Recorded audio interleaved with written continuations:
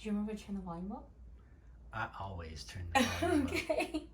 Hi, I'm Lex. And I'm William. And please excuse the slightly strange Halloween background tablecloth we have going on here today. I like it. It's actually left over. This is a smaller table from when we were playing Halloween games so that I could be in a better mood the other night, even though it's like the middle of spring. We recorded and put it on this channel too, if you want to watch it.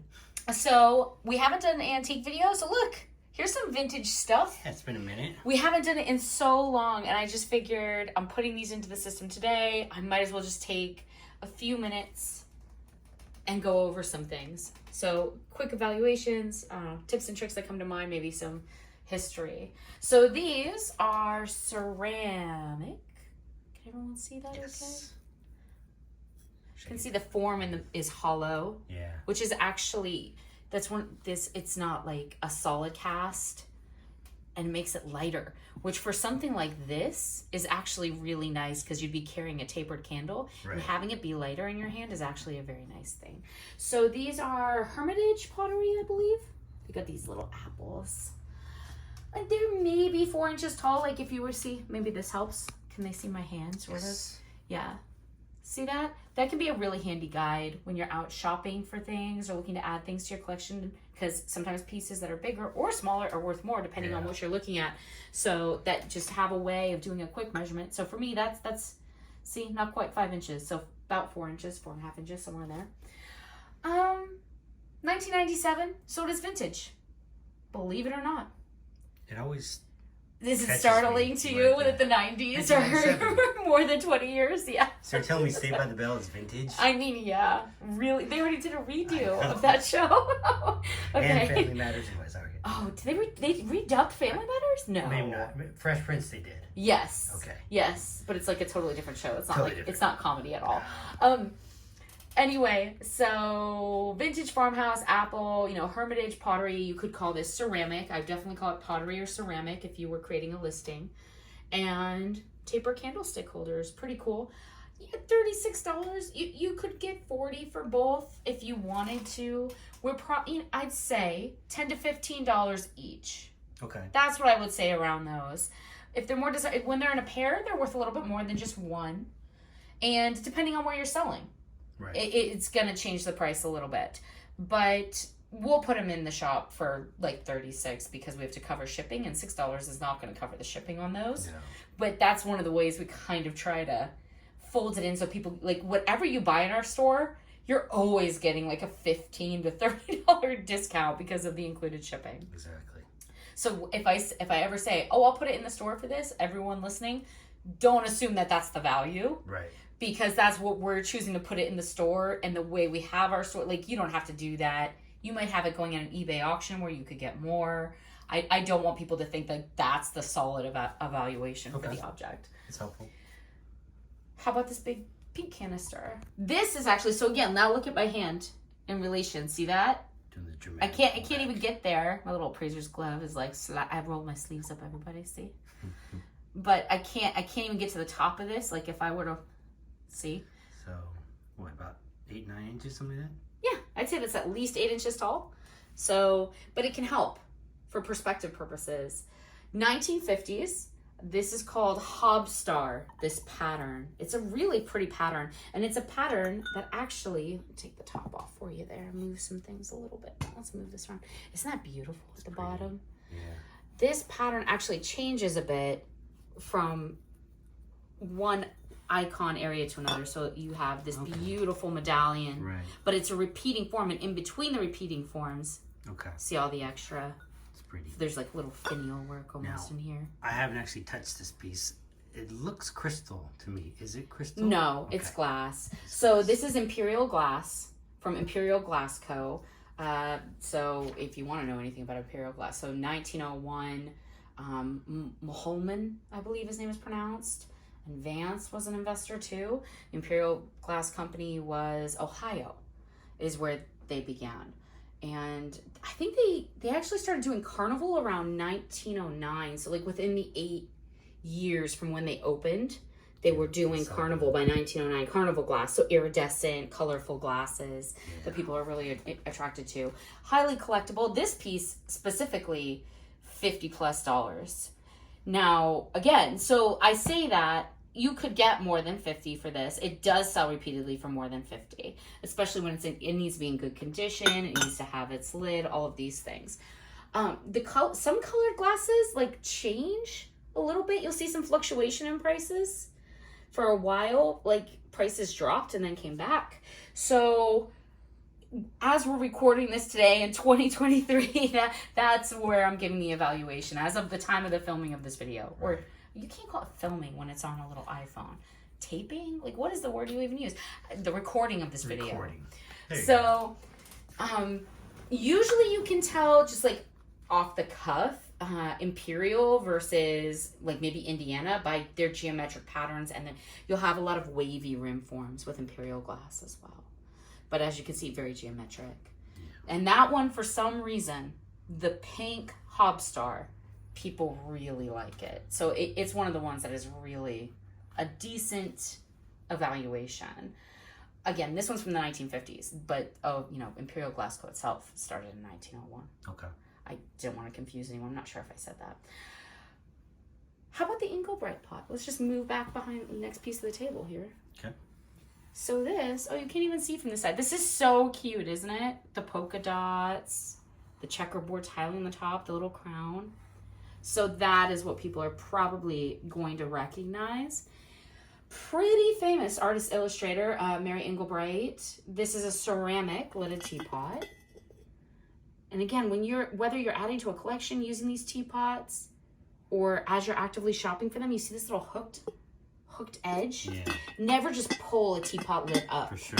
Because you can break it, you can damage it. Those little lids are to help that not fall off while in transport, maybe as you're carrying it to pour tea, or just so that it doesn't fall off and break. Sorry, I got distracted by something out the window.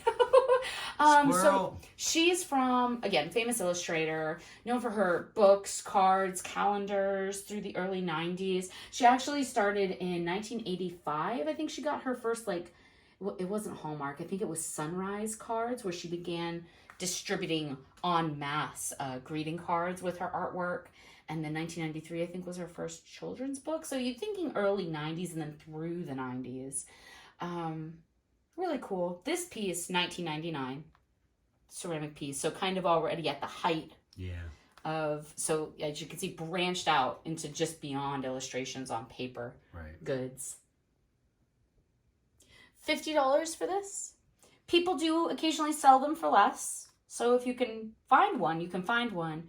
Usually it's because they don't know what they're worth. People actually do collect Mary Engelbreit sweaters, books, all sorts of things. And it's almost, as time goes on, there's almost like a revamping of it, coming back a little bit. Comes back in style. Yeah, because people remember it from their childhood 20, 30 years later.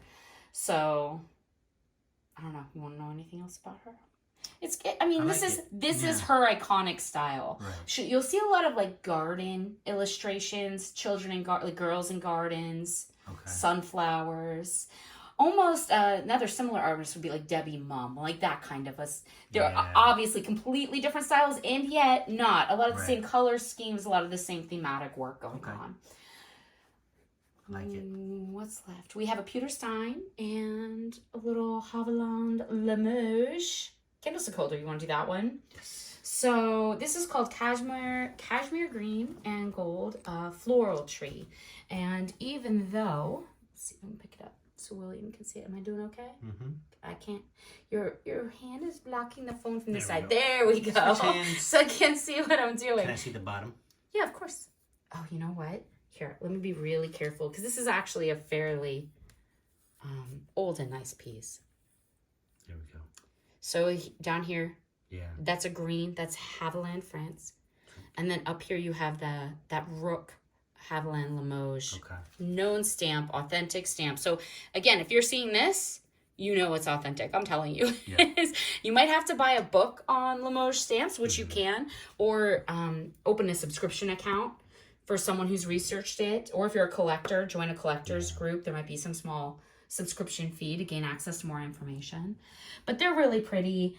It is porcelain. It is French. It is Limoge. That one's not very, I mean, so again, how do you tell how wide it is, right? So I'd say like 5 inches, 5.5 inches, about the width of my hand. Yeah. Very short statured, maybe 2-3 inches at most. Yeah. Again, chamber stick is a word that you could search for something like this, because that's what they would use to carry around a chamber, a taper candle. Finger candlestick holder or finger taper candlestick holder. I'm just trying to think how people would maybe want to list this themselves if they're selling it on Facebook Marketplace or something, or how you would search for it if you're a collector that wants to add to your collection. Okay. So this one's actually pretty desirable. It has the gold gilt. It has the scalloped rims. It's very fine. That green work is one of the more desirable patterns, that cashmere green. Limoge, this exact pattern, 52 to 58, 1952 to 58. So not only do you know it's absolutely MCM, mid-century, but not modern. Not modern. There's a very specific style that's MCM, and I see people misuse it all the time. It's not just the time period. It has to do with the aesthetic. Yeah. So you watch me just do it. I'm so used to seeing it done incorrectly. But this is mid-century, but it is not mid-century modern. It's not modern. Obviously, look at this. It could be Victorian or Edwardian. That's more of the style they're going after. $46 on that. So see what I mean? One little it's porcelain. It's French porcelain. Again, desirable. This one's in great condition. Some information on porcelain really quick. There's 3 kinds of porcelain. You have true, which is, called hard paste porcelain, artificial, and soft paste. And then there's also bone china. So soft paste porcelain began in 1575, kind of around Florence, under the Medicis, even though it didn't become popular until a little bit later. But if you know anything about that history, right? they kind of patronized it, helped it to get going. And then you had Mycene in Saxony, became pretty important a little bit later, around 1700s. Can I sit here without getting on video? I think so. I think it was around the 1700s. 1705, 1707, something like that. And then you have bone china, which is like, because it has bone added to it, and that's the 1800s. So you can kind of break down the 3 types of porcelain based on the eras in which they were being introduced and created, and when the ingredients were found to change the making of them. Right. Bone china actually has calcined bones that were added to it by Josiah Spode, right? Again, Spode china. A lot of people correlate these names, but that's why it's called bone china, because he figured out how to add bones to it, which was good because it made it chipped less. Okay. Which became very popular in Britain and the USA, while oddly enough, non-bone added remained popular throughout most of Europe. So that's why you have the bone china from England, which is kind of right. I don't know. I could talk about biscuit porcelain. I could talk about feldspar. But maybe in just a porcelain video, we'll do that or something. Let's move on. So this is Pewter. Now it's so funny. So the base stamp on this, let me flip this over here so I could show everybody. This is so heavy. Let me move some of these ceramics out of the way. Just don't want to damage anything. Okay. Can you see? Over here, you see, you can kind of see it there. There's actually wording where this ring is running around. I will try to zoom. You'd have to get your loop out. Someone's calling you. Right. Do you need to answer this? Should we pause? I do not need to answer. Okay. Oh, you can kind of make out that there is wording in there. So this is where you'd get your loop out in order to read all of this. This word down here says poured, because it's poured pewter. Or, different than forged. Do they forge pewter? Well, all metal. Well, kind of. Mm-hmm. Metal weapons are forged. It has its own definition, a very specific meaning. We should probably do like a metal. Like, what's the difference between poured, molded, and forged metals, right? Like, we could go over that. I know that different. Well, some of that difference from golf clubs, but. Oh, do you? Yeah. Is that how? Okay, that makes sense. Forged versus cast, but yeah. Yeah. Yeah, exactly. Yep. Cast would be considered more of a poured, where Yes. you pour it into a mold and then cast it out of a mold. And then you've got potted metals too that have a different type of casting, very rough, a little bit older sometimes. So really cool, iconic scene on this one. So you can find, this is called a zinn-becker, zinn-becker, Z-I-N-N-Becker, I believe. Sure. You can find a lot of them. They've been making them for a while. Okay. There are more modern ones that tend to be shinier. And you see this level of detail. They don't have this level of detail. So when you're looking for a finer piece in something like this is what you want to be looking for. So you have these great rams, right, that are like kind of like squaring off against each other. You have the hunting dogs. You have the hunting horn being blown as he's chasing through the forest.